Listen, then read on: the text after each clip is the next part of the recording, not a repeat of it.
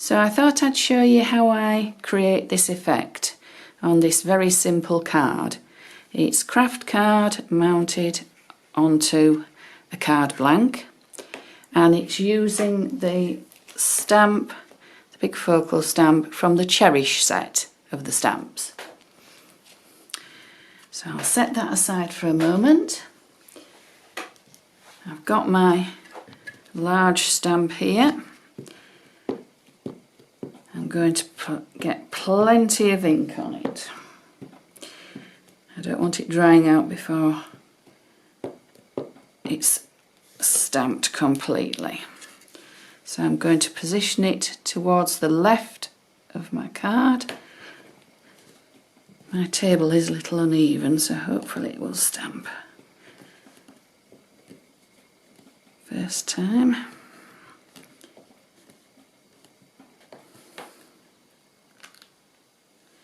There we are.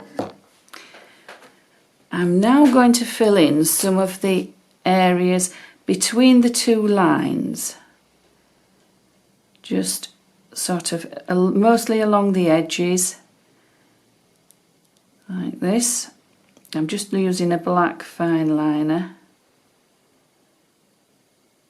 just to fill it in. I also do the little bits, the veins in the centre of the leaves. Once I've done all the black areas, I will use a white gel pen and just add in the highlights, the little tiny berries. Like that. But also I'll do a line the side of the vein, followed by, say, 3 little dots. And I'll do that over the whole area, so you end up with something like this, with your white highlights, your little dots, which don't have to be absolutely perfect. It just gives a little bit more interest when you've just got a very neutral coloured card. And sometimes I'll just put 2 dots.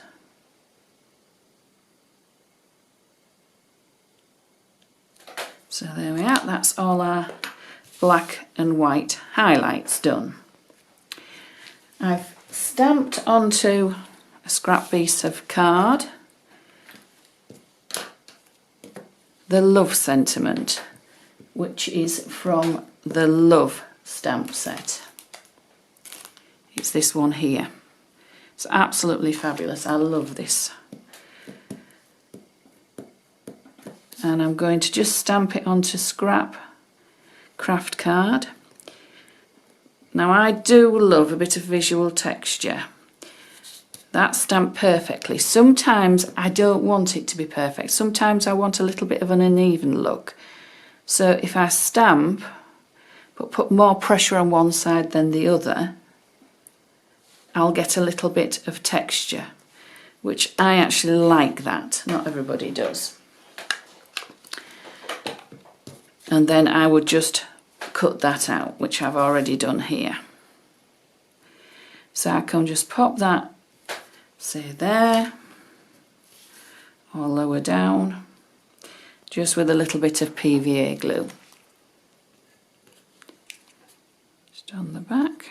You could stamp directly onto the card,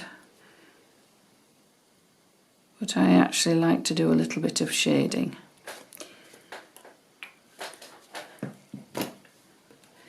Now I've got a 6B graphite pencil, and what I'm going to do is I'm just going to go into the corners in between the leaves, like that, and round the circular elements in the centre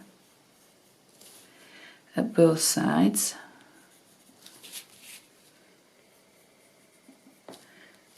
So all the way around the circles. Obviously don't go over your white fine liner.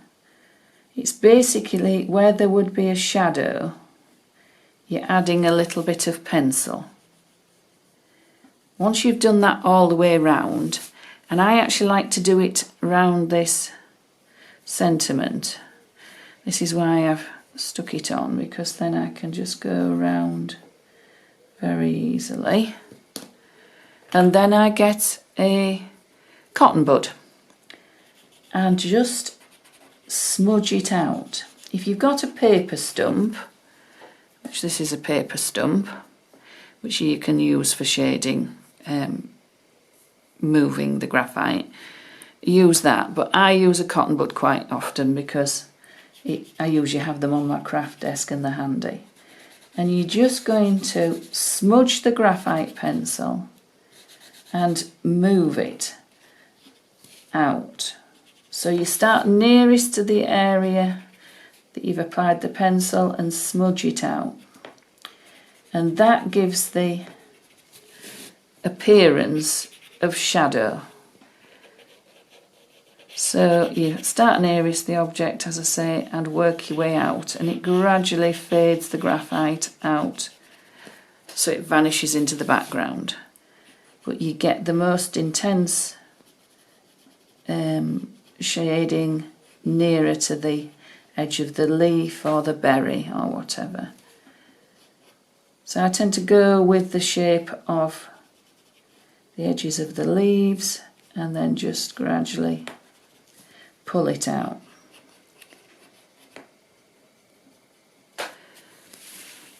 So you see there, it's given a lot more shading and a lot more depth to the image.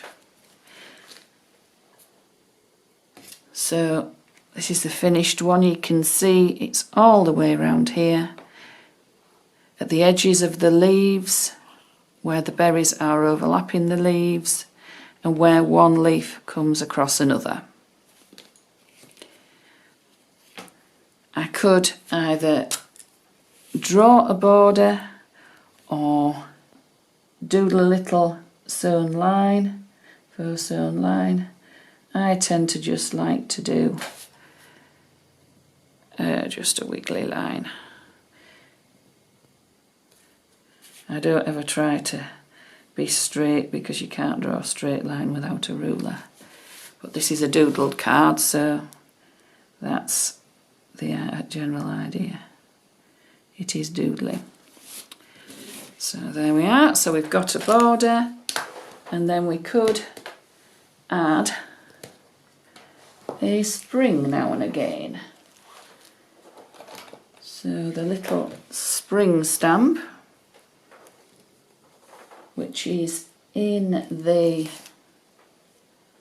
Cherish set, it's this little one here, is ideal for adding to borders. So I've got my black ink again, and I'll just do one at that side.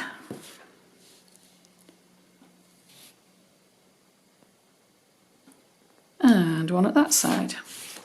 And that's ready just to pop on our card blank, which is